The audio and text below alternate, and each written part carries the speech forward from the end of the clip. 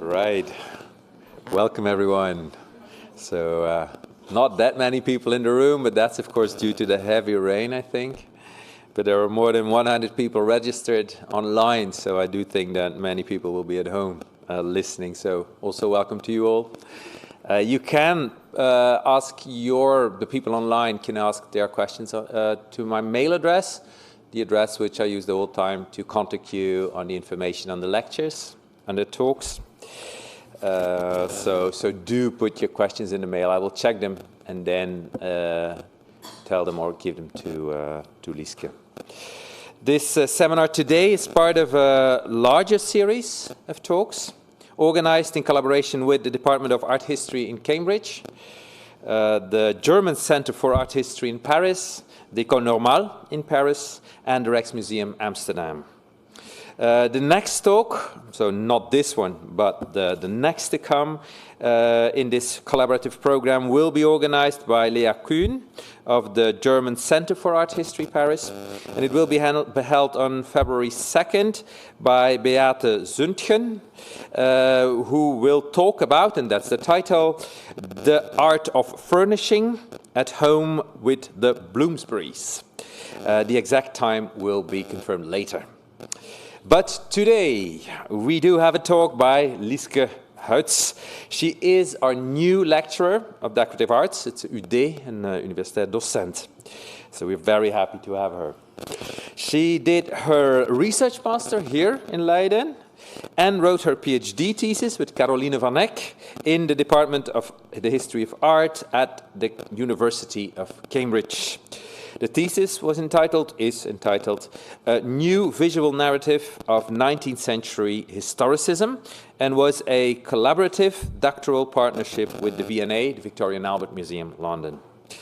Her interests include historicism and revival styles in the decorative arts and architecture in the 19th century, and the display of historicist objects in museums of decorative arts. That will be also one of the topics that Lieske will present today. Lieske, thank you very much for being here. The floor is yours. Thank you, Stijn, for that introduction. And thank you, everybody, for coming. I know the weather is terrible, but unfortunately, I am not in charge of the weather. I'm only in charge of my talk. Thank you also to Caroline van Eck for asking me / slightly pressuring me into giving this talk, which is my first public appearance as a doctor rather than a doctoral student. So that's quite fun. Okay, let me begin. Between 1875 and 1881 in the Holland Park district of London, in Kensington and Chelsea, a townhouse was built on Melbury Road, designed and occupied by architect and designer William Burgess, who you see on the slide in his funny little suit. Built in a Gothic revival style, heavily influenced by French architecture from the 13th century, it has been described by architectural historian J. Mordaunt Crook as, quote, the most complete example of a medieval secular interior produced in the Gothic revival, and the last, end quote. Inside, Burgess created a seemingly fully immersive historical experience. The library, for example, which we see on the slide, featured a painted architectural chimney piece and was furnished with painted bookshelves and sofas, as well as tables draped with brightly colored textiles and all sorts of bric-a-brac. In an article originally published in the periodical The Queen and later published as a chapter in her book, Beautiful Houses, Mary Eliza Hawise described the experience as being trapped in amber like a fly, surrounded by color and light. Indicating Burgess as the best authority on medieval architecture and decoration Britain had to offer, she noted that, quote, the whole scheme is medieval, but the work is mainly modern. The combination of the old with the new world are quaint, often humorous, but not incongruous. And what she means by this, we can see perhaps best in this washstand by Burgess, which combines a very explicit medieval style with modern functionality in a modern functional washstand, which had like a water basin at the top, and so it had running water, which for the 19th century, very much considered a modern need. She presented it to her readers as a lesson of what could be done when a unified vision of decoration was combined with, admittedly, significant expense. writing, quote, "Mr. Burgess's house is a treat to the eye and a lesson to the mind.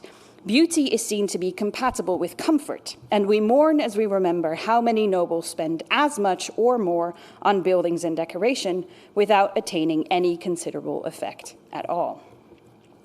Although Burgess's house was certainly an extraordinary example, the Gothic style had, to quote Charles Eastlake, History of the Gothic Revival subtitle, lingered in England during the last 2 centuries. Attempts to combine medieval effects with modern interiors and furnishings recurred throughout the century, and several authors, from design theorists to architects to tastemakers and other purveyors of domestic advice, discussed the choice for the Gothic or the medieval with varying opinions on its practicality and applications to secular and domestic spheres. Earlier manuals, such as John Claudius Loudon's Encyclopedia on Cottage, Farm and Village Architecture and Furniture, which was published in 1833, Webster and Park's An Encyclopedia of Domestic Economy, and Richard Brown's Domestic Architecture, published in 1852, advised that the Gothic could be an impractical and expensive choice for furnishings, partially due to its inherent ecclesiastical nature. Of the 3, it was only Loudon who included examples of Gothic furniture, with both Webster and Parkes and Brown excluding them as they considered them ill-adapted to the domestic setting. By the 1860s, however, advocates for the Gothic revival were increasingly arguing for the style's particular suitability to the Victorian domestic interior. I want to focus here on these attempts to accommodate for the comforts and pleasures of modernity, as it features particularly prominently in the debate surrounding ongoing Gothic revivals. Additionally, it touches on central concerns in the production of 19th-century historicist goods, how to combine the lessons and styles of the past with the changed circumstances of modern life. In this talk, I want to consider this question by examining what the adaptation of medieval forms to modern needs looked like in the 19th century and how it impacted the reception of historicist objects in medieval styles by 19th century audiences, specifically as it related to the domestic interior. As Stein mentioned, it takes up research that I conducted as part of my PhD project, which I completed in spring of this year, and for the sake of this talk, considering the theme of the seminar, I've tried to refocus it as much as possible onto the domestic interior. I should note, however, that some of the aspects I'm concerned with, like the notion of style as something that is constructed through discourse, the problem of adaptation of historical forms, and the problem of historical sensation as mediated through objects and the display of objects, continue to be areas of inquiry.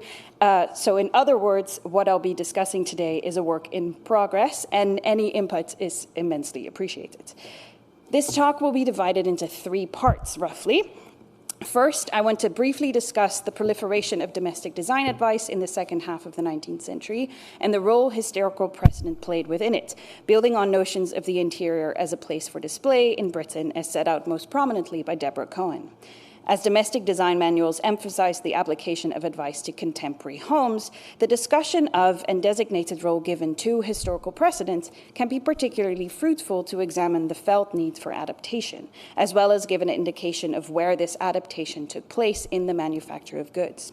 Second, I will look at the display and reception of Gothic or medieval wares at the international exhibitions over the course of the 19th century, assessing in particular to what extent the use of modern techniques, the use of modern materials, and the adaptation of styles to modern uses impacted reception of objects made in medieval styles. And in the third and final section, I want to return to the domestic context to consider more explicitly the way domestic medievalism was presented to Victorian consumers. As it is often difficult to reconstruct how consumers might have experienced these objects due to a lack of source material, in this final section, I want to explicitly consider the marketing of these objects to consumers in both the showroom and through print, to try and assess what role historicity of forms played. Which brings me to part 1, art in the home. It is widely accepted that the 19th century was a period of massive change, to throw a cliche out there, particularly in relation to the middle-class home. The industrial and economic expansion that resulted from the Industrial Revolution in the late 18th and early 19th century led to the growth and economic rise of the middle classes, from whom a new consumer culture emerged as they utilized their disposable incomes to purchase increasingly available manufactured goods. These goods included not just everyday necessities like food and clothing, but also home furnishings. This led to conversations and concerns throughout Europe on the quality of manufacturing and the consequences of this new globalized economy, and was particularly heated in England, where concerns over the lack of quality of goods and the lack of taste in consumers led to both government-supported and more countercultural efforts to reform design. The home, and especially the middle-class home, played an important role herein. As Deborah Cohen has noted in her seminal book, Household Gods, the British and Their Possessions, from the early 19th century, the home was a definitive area of British pride. As she has argued, the home was considered an important place for artistic expression, where the French had painting and the Americans had, trade, the British had their houses. And so the home was a reflection of one's identity through their possessions. And this was especially true for the domestic interior, as most of the middle classes did not own their own homes, and so they focused their attentions on furnishing and decoration. So the Englishman's home was his castle, as the maxim goes, but its interiors were an expression of who he was as a person. You are what you own. For the growing middle classes, possessions became a way to define oneself in a society in which existing hierarchies of class and rank seemed to be rapidly eroding. Questions of how to educate the tastes of these new consumers emerged in particular in relation to the Great Exhibition of 1851, and much scholarship has rightfully focused on the role of design reformers like Henry Cole, first director of the South Kensington Museum, and Albert Saxe-Coburg, Prince Consort of Queen Victoria, who thought to educate manufacturers, craftsmen, and consumers alike through institutional means, founding museums and design schools that would lead the nation towards the production and consumption of better, more tasteful objects. By the 1860s, however, another form of design education emerged that specifically focused on guiding consumer tastes in the design and decoration of domestic spaces, finding its space specifically in the medium of print. Emerging first in the form of commentary on periodicals, which were later published and republished as standalone volumes, printed domestic design advice became central in how middle-class consumers came into contact with ideas about reform and ideal images of what domestic decoration could look like. By the later decades of the century, the genre was popular enough that several periodicals were entirely dedicated to the topic, including magazines like The House Beautiful, The Decorator and Furnisher, The Art Amateur, The Artist, and The Magazine of Art, which all focused on art as furnishings. One of the very first examples of this, and certainly one of the most influential, was Charles Eastlake's Hints on Household Taste, published in 1867. Eastlake, announcing himself on the title page of the book as a Fellow of the Royal Institute of British Architects, had seen the British public's anxiety around the lack of taste when it came to household furnishings, and thus offered up his expertise in their aid, writing in the preface of the book that his aim was, quote, to suggest some fixed principles of taste for the popular guidance of those who are not accustomed to hear such principles defined. So, not specialists, not designers, but the customer. Over the span of 12 chapters, Eastlake took his reader from the street through the hall, dining room, library, drawing room, and bedroom, discussing the various ways in which houses were furnished at the time and how this could be improved. Eastlake championed the Gothic as a particularly suitable style in spirit, suggesting that as long as it was based on the sound artistic principles of early tradition, it may be adapted to the social habits and requirements of the present age, which we see here on the slide. Eastlake's principles of design and his ideas about the improvement of it were in line with design reform principles as advocated by reformers like Cole and also Pugin and Ruskin, who he mentions on this page explicitly, as he emphasized beauty and simplicity, as well as truth to function, to construction, and to materials, and pointing out that to move the needle of taste, the public needed to use their power as consumers to reform manufacturing, something Henry Cole was an avid advocate for. He illustrated hints throughout with historical examples, and although he included objects from various historical contexts, on the whole, Eastlake's taste skewed largely medieval, unsurprisingly considering his advocacy for the Gothic. He presented these examples not as models for slavish imitation, but rather as a storehouse of good principles.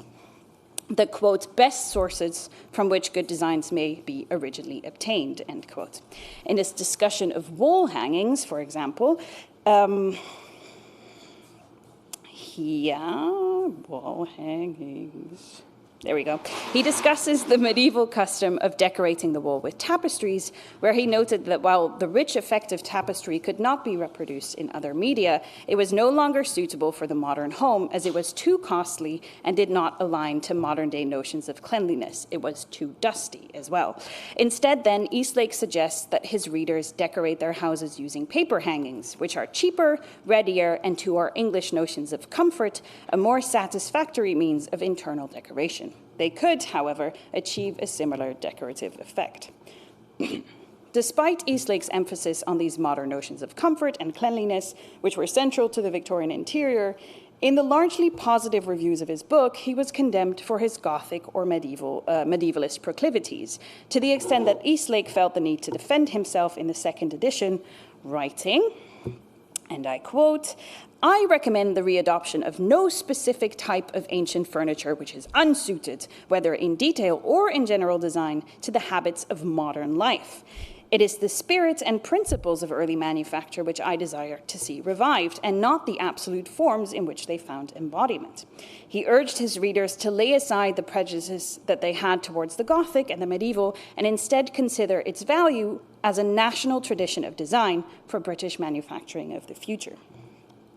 That this notion of adaptation of style to modern needs became the norm is clear when we look at later examples of domestic manuals. For example, Harriet Prescott Spofford's book, Art Decoration Applied to Furniture, which appeared 10 years later. She wrote, quote, "In adapting the Gothic to our uses today, we do not intend to forego the pleasures that have come to us since the earlier era," end quote, suggesting in her case that a modern music room was a perfectly acceptable application of the Gothic, despite the fact that music rooms had not existed in the Middle Ages. As in the later decades, the emphasis in interior decoration increasingly valued individual expression, the role of history became increasingly a lesson in beauty and in the accommodation of the needs of the time. In line with this historicist principle, styles used for decoration needed to adapt to the wishes of modern consumers. The prolific domestic design writer Mary Eliza Howes, who we met before, put it as follows in her book, The Art of Decoration, quote, there it is, "We are, as a nation, more dependent on luxuries, in fact, less able to endure discomfort than we were some centuries ago. 19th century spines are not adapted to span broad seats and straight backs. Clearly, evolution worked that fast. New standards of comfort did not just mean new styles, but also the adaptation of old forms to these new standards. That was true progress.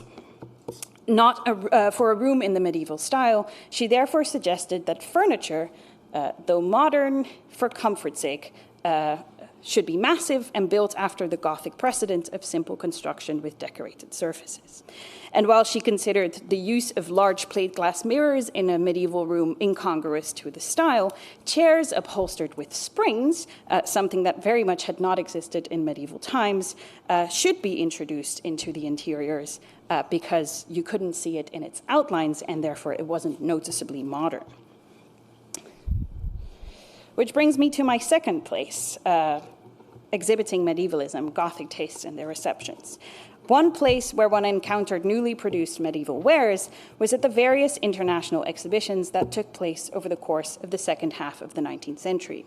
What makes these events particularly interesting for us as art historians is that they were heavily publicized and therefore provide a wealth of source material in studying responses to 19th century decorative arts. The first international exhibition, the Great Exhibition of Works of Industry of All Nations, which took place in Hyde Park in 1851, prominently included a medieval court.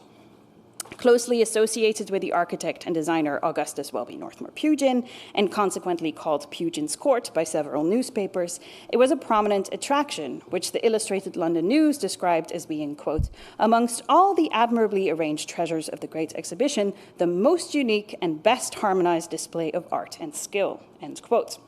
In it, Pugin exhibited wares he had produced together with some of his favorite manufacturers, including stained glass by John Hardman, ornamental tiles and porcelain by Herbert Minton, furniture by John Gregory Crace, and stone and wood carving by George Myers.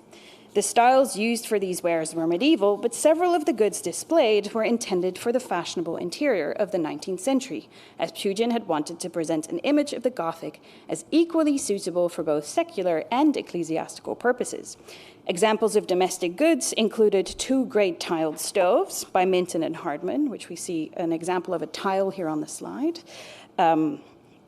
There was also jewellery and furniture designed by Pugin for his own wife and home, respectively.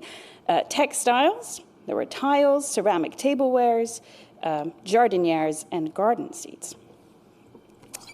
Additional to the application of medieval styles to modern domestic goods, the court also showcased technological innovation. While there is a persisting image of the court as representing an almost arts and crafts return to pre-modern methods of production, in reality, it embodied Pugin's remarkably modern ideas on industrial manufacturing, which combined the aesthetics of the Gothic with modern modes of production. Pugin had expressed this progressive stance towards technology already in the 1840s, when in his apology for the revival of Christian architecture in England, he had advocated that the Christian architect should, quote, gladly avail himself of those improvements and increased facilities that are suggested from time to time. Like other reformers, Pugin believed that a revived style should correspond to the new circumstances of its creation in the 19th century, which included the use of modern manufacturing techniques and the application of the style to modern wants and needs. And don't forget, Pugin very avidly benefited from industrial inventions and modern inventions like, for example, the railway, which he used to travel all around France and England. When it came to the court, the use of modern manufacturing techniques was publicized in several printed sources, including the official catalogue, the Art Journal's illustrated catalogue, and the Illustrated London News. These modern techniques included George Meyer's machine for cutting Gothic tracery and mouldings, Minton's recently developed methods for producing encaustic tiles, and Pugin's own pioneering use of lithography to produce ceramic tiles and tableware, which we see on the slide, all of which were championed as examples of modern progress.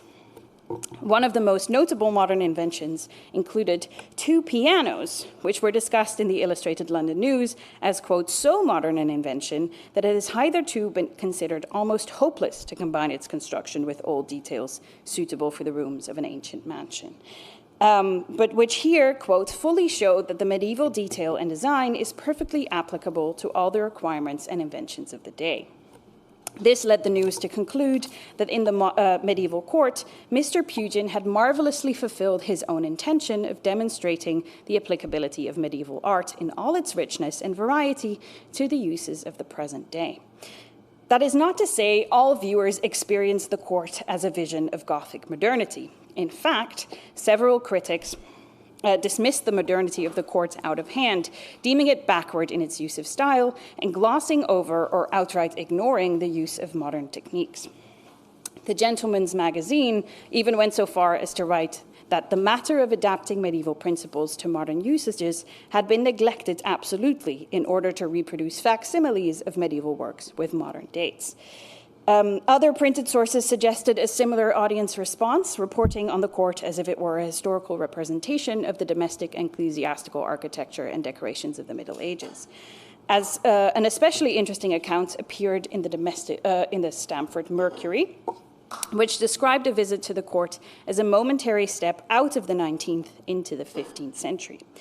Even its description of the domestic displays evoked an almost fantastical image of the medieval hall rather than the modern Victorian dining or drawing room, and one that is hard to compute with images we have of the actual court. And I'll read it in full. In the portion of the room devoted to more secular contents, we have an abundance of old English furniture, roaring fireplaces surrounded by famous coils of heraldic monsters and suits of arms, and emblazoned scrollwork with designs for the adornment of roof and wall to correspond. Carpets suit the antique character of the place, and tapestries and hangings correspond with the carved stonework and gilded oak, end quote.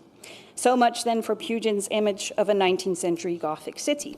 For many readers, and potentially many visitors, in their experience of the court, the solid modernity of the Crystal Palace had given way to a fantasy of the past. A little over a decade later, at the London International Exhibition of 1862, a second medieval court was installed, this time without the help of Pugin, who had tragically passed away in 1852 from overwork, but under the supervision of the Ecclesiological Society. Sorry, that's always a tongue twister, with William Burgess acting on their behalf.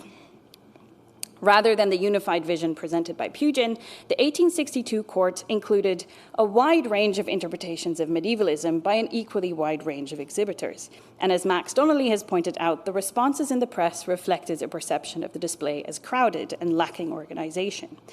Critiques of the court focused on the perceived disjuncture between the medieval style and needs of the present, as well as the high cost, lack of beauty, and lack of comfort and utility displayed by several of the pieces exhibited. The Illustrated London News, who a decade ago had marked the medieval court as one of the highlights of the 1851 exhibition, wrote of the display, quote, "The medievalists tax our patience sufficiently when they seek to interest us with emblems, the meaning of which has been forgotten for ages. But it is too bad to attempt to rob us of our domestic comfort." End quote. This crisis of temporalities reflected in some of the wares on display was particularly embodied by wares exhibited by Morris & Co. At that point still Morris, Marshall, Faulkner & Co., which was almost entirely made up of domestic wares, including textiles, glassware, metalwork, and several pieces of furniture, which are, of course, the pieces we know best now. Charles Eastlake, who we've met before and clearly was an advocate for the Gothic, wrote under his pseudonym Jack Easel in the Illustrated Monthly London Society, where he remarked, ironically, "As we strolled into the court devoted to the exhibition of Messrs. Morris & Co.'s medieval furniture, tapestries, etc., who could have believed that it represented manufactures of the 19th century, the age par excellence of cogwheels and steam rams and rifled cannon?" The Building News produced what was perhaps the harshest review of these wares, describing Morris & Co.'s furniture both, quote, "the most thoroughly medieval of any in the court, and consequently the most useless," end quote. And I'll put a longer, it's really a hilarious two-page takedown of the medieval court. So clearly someone at the Building News was not in agreement with Gothic revivalism, but it gives us quite an interesting view at what is being critiqued. So I read the section on the slide.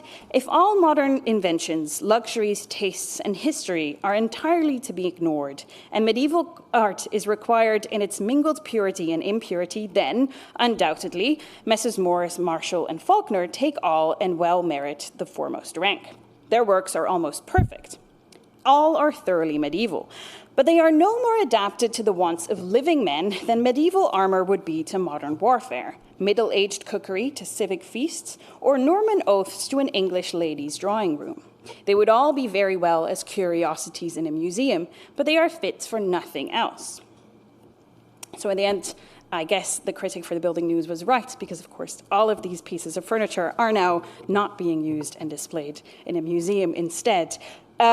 Even the Ecclesiological Society felt the need to distance themselves from the exhibits, with an article in their periodical The Ecclesiologist calling Morris's wares simply preposterous, noting that their deliberate archaicisms and grotesqueness were enough to bring the word medieval into deserved contempt. As it was the Society's explicit mission to re-establish the relevance of the medieval for modern times, it seems that these wares interfered with that mission, which Alexander Beresford Hope had stated earlier that summer in a lecture to the Society. "To be sure, we are a medieval party, and ours is a medieval court. Why?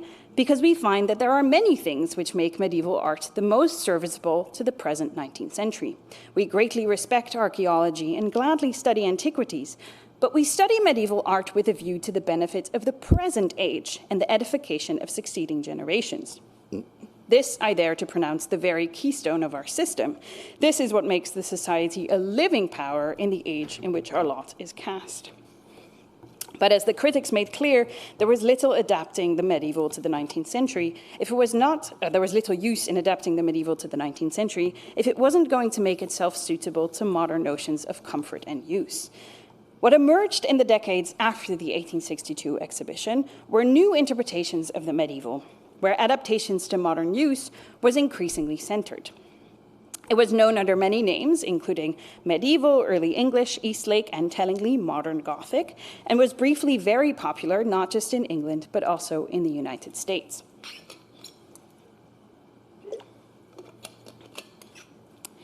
It appeared at several international exhibitions. We see an example from 1867 here on the slide, when cabinet makers and upholstery firm Holland & Sons exhibited the so-called Pericles sideboard at the Paris Exposition Universelle, made after a design by Bruce Talbot. Rather than the painted medievalism we had seen by Morris & Co. in 1862, Talbot used elaborate carving, inlay, and metalwork detailing to convey a picturesque medievalism. Just short of a decade later, the New York firm of Kimball and Cabus exhibited an entire drawing room in this style at the Philadelphia Centennial Exhibition held in 1876. It was eventually reproduced as an example of how the Gothic could be adapted to the uses of today by Harriet Prescott Spofford, which we saw earlier. Despite the emphasis on adaptation to modern needs, which Bruce Talbot himself stressed in publications like Gothic Forms Applied to Furniture and Examples of Ancient and Modern Furniture, critics still were divided over how successful designers were in adapting the style for the modern home. An unnamed critic writing for the Building News, again the Building News, singled out the tension between medieval style and modern use by contrasting the medieval interior with the Victorian modern interior in his review of Talbot's first book. Writing, "The interior of a modern cottage presents many points of comfort and even of luxury compared with the rush-strewn chambers in which our ancestors dined and slept. In applying, therefore, what Mr. Talbot calls Gothic forms to the design of modern furniture, due regard should be paid not only to the actual requirements of life in the 19th century, but also to the essential modification which such forms must undergo before they can, with propriety, be adapted to many objects which were never used at all in the Middle Ages." This particular problem, how to adapt the medieval style to object types that had not existed in the Middle Ages, is exemplified in two works exhibited in 1871 at the International Exhibition in London by cast iron manufacturer Coalbrookdale, which we see on the slide now, both in their physical manifestation and in the illustrated catalogue published by the Art Journal.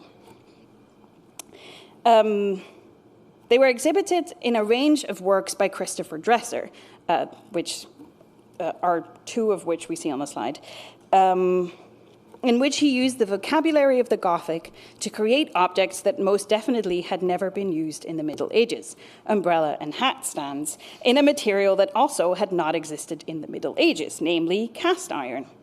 As a disciple of Owen Jones, Dresser's design ethos centered around conventionalizing the lessons from the past with a truly Victorian emphasis on function and utility. Dresser had long been presented as a kind of proto-modernist figure in historiography, and while this isn't necessarily wrong, and I am known for beefing with art historian Nicholas Pevsner, but I will agree with him on this, it is insightful to put these designs by Dresser side by side with more traditionally historicist designs by, for example, Burgess and Talbot. Dresser's work at once is notably similar and distinctly different from these predecessors. While many of the elements are the same, from the overall architectural shape of the object to the medievalist detailing in the finials, which in some of Dresser's designs have the shape of little gargoyles, to the treatment of the surface patterns, Dresser is using the same stylistic vocabulary as his medievalist companions, I suppose, but he's translating it into cast iron, a material and a production method that is closely associated with Victorian era, as it did not exist before. One could even argue that Dresser's hall stands, especially the versions he designed after the mid-1870s and the later 1880s, are as if the ornamental hinges that were characteristic of modern Gothic furniture, like that of Talbot, have taken on a life and function of their own, a definitive take on this grand enterprise of adaptation of the past for the 19th century, which designers at this point had been wrestling with for several decades. But let's return, in the time that remains, to the domestic context and leave the exhibition to some extent behind by considering a phenomenon that emerged at the same time, known as the modern period room. We've seen how both in domestic design manuals and in medievalist wares at exhibitions, the notion of adaptation to modern needs was central in how domestic goods were both conceived and perceived, and created a recurring tension between the historicity of medieval forms on the one hand and the necessity of modern functionality on the other. But what about the consumer, the person who lived their day-to-day life with these medievalist wares? As I said, it can be difficult to reconstruct exactly how they might have experienced these interiors, and it is only exceptional examples, like Burgess's Tower House, for which we have published accounts of how people responded to the interior. And yet, tensions surrounding the use of period style in domestic interiors and potential audience responses beyond the context of domestic design manuals can be found as early as the 1840s at least. After a fire destroyed the Houses of Parliament in October 1834, its subsequent rebuilding in the Gothic style led to a craze for the Gothic in wider Britain, one that was repeatedly lampooned in the satirical magazine Punch, who asserted itself against this medieval mania. And it targeted not only the use of Gothic in the public sphere, which we see in the cartoon on the slide, but also explicitly its use in the domestic. In an 1846 article, perhaps summarizing it best, it pointed out that, quote, if we should go back to the habits of our ancestors, we should find them rather inconvenient.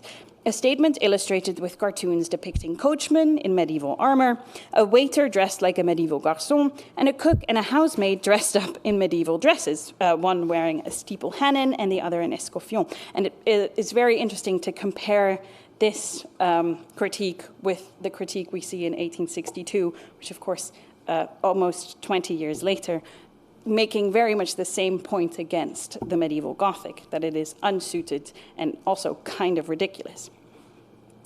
Yet this period room display, I'm skipping a line. The notion that you would dress up a room entirely in period furnishings was ridiculed as well in a cartoon depicting a future period room in the style of the 19th century, complete with gentlemen's suits positioned along the walls of the room as if they were medieval suits of armor. Yet, this period room display would become one of the main retail strategies used by department stores in promoting historicist wares. As consumers increasingly spent money to furnish rooms, department stores played into these spending habits by presenting them with entire suites of furniture, readily available to furnish an entire room in one easy purchase. To help consumers envisage what these suites would look like when installed and to help them navigate the increasingly confusing range of historical styles available, they developed a display technique known as the specimen room or model room. There you have them. These model rooms were realistic-looking domestic interiors set up by the stores to simulate how their furniture would look in the context of a real interior, kind of like 19th century IKEA. Some of these interiors included ceilings, paneled walls, dressed windows, furniture, and fireplaces. They were displayed both in store as well as at national and international exhibitions, of which we've already seen an example, the Kimball and Cabus display at the 1876 Philadelphia Centennial Exhibition. Patricia Lara Betancourt has already argued that this model room became instrumental to the successful retailing of furnishings and household goods at the end of the 19th century, with the model room serving both as a marketing tool as well as a didactic tool, giving birth to the period room display that we now know in museums today. Additionally, the widespread popularity of the model room as a display technique in British department stores was heavily influenced by the so-called antique movement that was popular between the 1870s and 1900s. Faced with criticism of commercially produced modern furniture, retailers responded by becoming dealers in antiques themselves, as well as reproducing historical furniture models and promoting the modern period room, that is, a model room representing a particular historical style. Notably, though, while inspired by the past, these period rooms and their furnishings were promoted and sold as modern, with rooms being set up as a tool with which to educate consumers about this range of styles, and showing a parallel development to the way styles were increasingly being treated in domestic design manuals, where there was kind of a historical overview of styles before you would get to the advice. In the examples on the slide, for example, Maple & Co. is explicitly advertising with novelties in and new models of antique furnitures, something that might seem contradictory to a modern audience who understands antiques to refer to something that is old. For a 19th century consumer, however, these seemingly clashing temporalities do not seem to disturb the reality effect of these wares. They are simultaneously antique and modern, historical and new. It is not entirely clear how many department stores included a specimen room in the medieval or Gothic style. And going off of representations of these rooms in illustrated catalogues and in surviving photographs, especially towards the turn of the century, it certainly appears that later styles, more comfortable styles, according to Victorian principles, like the Queen Anne, Chippendale, Adams, and the various Louis styles, were much more popular, at least for the furnishing of an entire room. Displayed period rooms also included the reproduction of specific historical interiors, like this reproduction of the Long Gallery at Knoll, that was on display at Gillows by 1911. For the reproduction of specific interiors, the medieval was logically an unsuitable candidate, as no authentic furnished medieval interior survived. At the same time, however, companies like Maple & Co. and Waring and Gillows continued to advertise their expertise in creating Gothic furnishings well into the 1890s and early 1900s, even if they only occasionally advertised specific Gothic wares in their catalogues.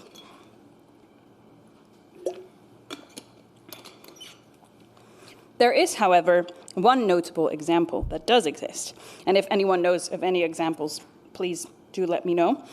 In the 1880 catalogue for James Shulbred & Co. The preface of the catalogue already mentioned how at the Shulbred premises on Tottenham Court Road, now a large part of the showroom had been used for the, quote, arrangement of a complete suite of rooms furnished in various styles, including drawing rooms, dining rooms, libraries, large and small bedrooms, etc.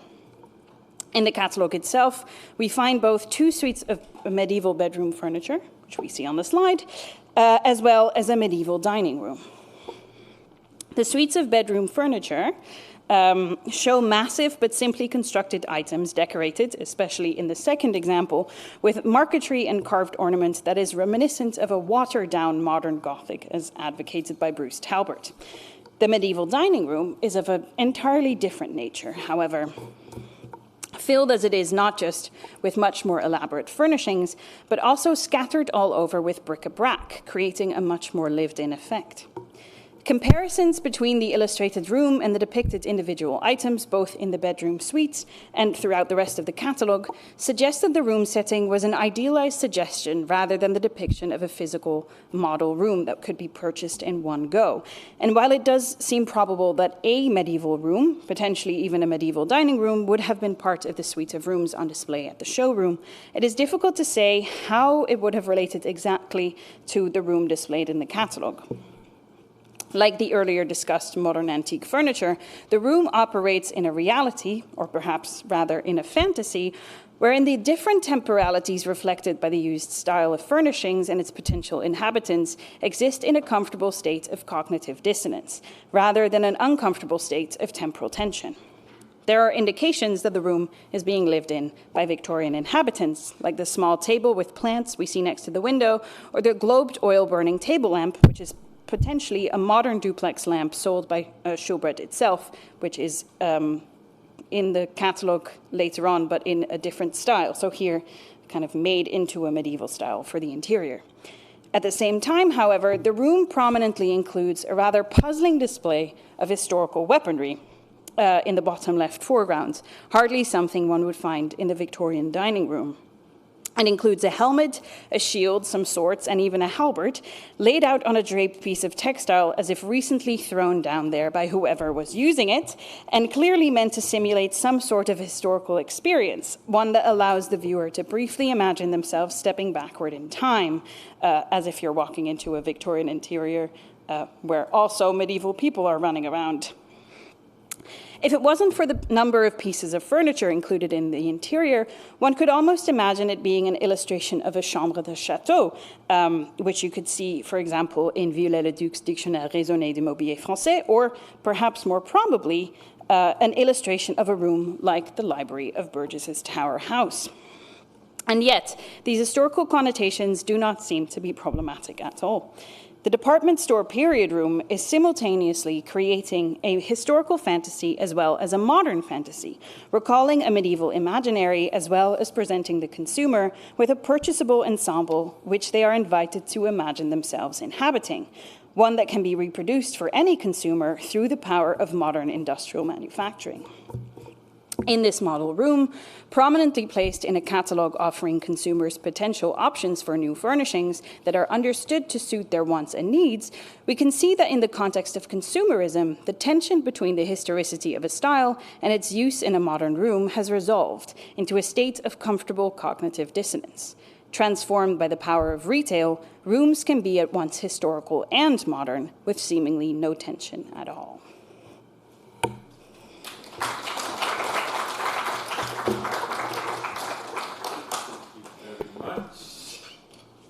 Lots of questions online. I've already noted them down a bit, but I first give the floor to the room. If you, oh yes, there's already a question. I'm gonna repeat the question, but first, of course, ask it. Well, in the 19th century in Britain, there was a specific focus on interiors as the main form of British art. What is the place of women here? Because you would expect that, because the interior was a women's space, that women would have more artistic agency in this case. So the place of women in your context. It's a very good question. So there's an interesting balance there, because on the one hand, women are understood to have the main power in domestic decorations. Most of the manuals target women.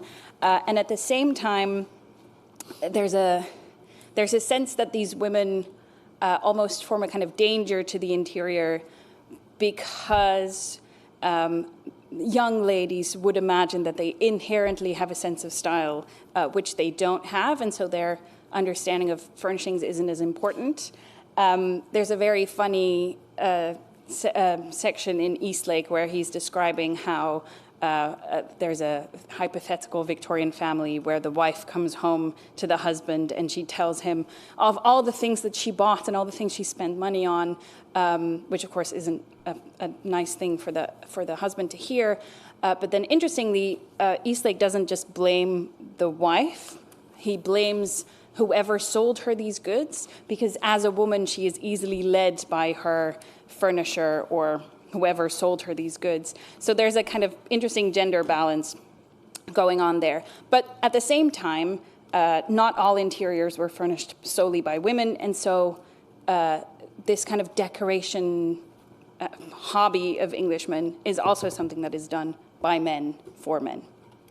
You mentioned also two women who wrote books on it. Yeah, so a lot of the books written about domestic advice, specifically targeting middle-class consumers, are written by women.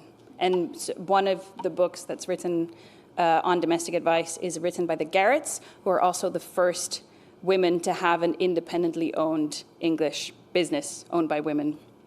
So there is a kind of feminist angle. Yes. Alexander? Well, thank you, Lieske, for a very thought-provoking presentation. It's not a period I'm as familiar with as you, so it's very educational as well. And I enjoyed the discussion around the reception of the Gothic in the various media forms that you talked about. And it seems that, when you compare, for example, jewelry or stained glass windows, which I think were quite popular, it seems that furniture in particular is a focus of critique. Is there any, am I wrong there, or is there any particular reason this has to do with construction, or the notion of comfort being so important in the 19th century interior? But it seems that furniture becomes like a focal point for these critics. Yeah. So the question is, in how far furniture is the focus point for the critic on your Great question, Alexander. Thank you. The Gothic revival is critiqued in many instances in architecture as well, but the focus on furniture specifically comes from the fact that there is a perception, and to some extent that perception is true, that there were no historical examples to base yourself on when you're making new pieces of medieval furniture, and so that Gothic designers, and especially modern Gothic designers later on, when they explicitly target these modern object types, are inventing things that wouldn't have existed. And that is considered by a lot of critics very problematic, when at the same time, of course, consumers do not seem to be as bothered by that because, you know, you need a chair, it happens to look Gothic. But there is a sense in these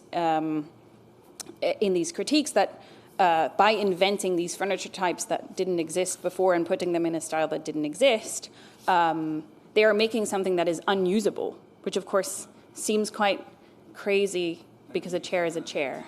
On it being wrong or being an incorrect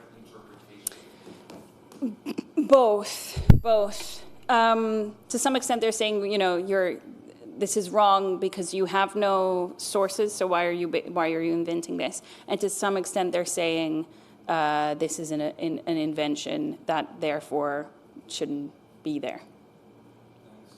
All right, now I'm first going to ask some questions from the people online, because otherwise they don't have any attention. So your question regarding furniture does address a bit the same question, but then the question is rephrased in that way that it's not so much the question on in how far the focus is on the furniture, but how does fashion work in this? Because what the person online asks is that in how far the fashion is also corresponding to that medieval style, although of course in the images you saw it's not corresponding whatsoever. Yeah. As I understand it, dressing up in medieval garb does happen. Very famously, Queen Victoria at one point dresses in a kind of medieval dress for a costume party, but it is limited to the costume party. But there is an important link with fashion, because there is a sense that one of the things that makes Gothic furnishings unsuitable is that it is dangerous to fashion, because your clothes will get stuck on the little finials and hooks. And so that's one of the things that makes it uncomfortable, is that wearing Victorian clothing will not be suited to having, especially like later style Gothic arches and stuff, and it will rip your clothes, and that is problematic. So their fashion does come into it a bit, but I haven't. There is, of course, this joke that that we saw in Punch earlier on, that people will dress suitable to the interior, and there is repeating advice. Mary Eliza Haweis is made fun of quite a lot in contemporary writing, because she suggests that women dress themselves suitably to suit their interiors rather than their interior suiting them. And so people say, oh, should we all dress like our wallpapers, and our dresses should look exactly like our interiors? And then she clarifies and says, that's not at all what I mean. But you need to surround yourself with things that make you more beautiful. And what she meant was that the colors of the furnishings you surround yourself with will have an effect on how beautiful or not beautiful you look. But of course, people take that advice as meaning you need to dress up as these washing women in your medievalist clothes while you're in your medieval interior. But as I understood it, as I understand it, that is not the case in reality. Yes. Another question from online also addresses this, but then more the theater. So in how far is the historicism in the theater nourishing the home, and then how far is the theatricality of the theater not also in contrast with the home? That's a really great question that I unfortunately have to admit I don't know that much about theater. Sorry, Stein. I do know that for an entirely different style, the Assyrian style, there is a sense that the plays that are put on about ancient Assyria influenced kind of a fashion for Assyrian furniture, where the kind of props used in these plays then become trendy pieces to have in your interior. I'm not sure how that relates to specifically the medieval Gothic, because I haven't looked into that, but that's a really good line of research that I probably should look into. So thank you for that note. Great. Well, I have another question about fashion, because of course there's a difference between these kinds of fashion that wasn't worn by washing women or spinning women, but by noble women who didn't do anything practical. And well, the real washing women were something more practical without any high hats. Yeah. And the same difference, of course, is for Victorian women who wear those very large dresses and more, the washing woman also wears something more practical. Were people aware of this difference? Because everyone mocks the Middle Ages like, oh, it's also unpractical. But of course, the people who had to work also had more practical clothes and furniture. And the noble people had more unpractical things. But of course, the rich people in the Victorian ages also had more unpractical things. Yes. So you're asking whether there was a class awareness in the Gothic revival? Is that the question? So there it's perhaps most helpful to look at arts and crafts medievalism, where there is a sense of a kind of functionality. If you look at how most arts and crafts women dressed, they dressed in a more simple style that was very clearly influenced by medievalist tastes. But that's a revival based on as the Victorians would put it, that's a revival based on spirit rather than a revival based on form. And so, of course, very little, we still deal with this question that we don't have that much source material of what medieval clothes looked like beyond very exceptional examples. And this was a problem in the Victorian era already, where if you have to make something anew, you're gonna base yourself either on examples you have, or you're gonna make something really elaborate because you want to move up in class rather than move down.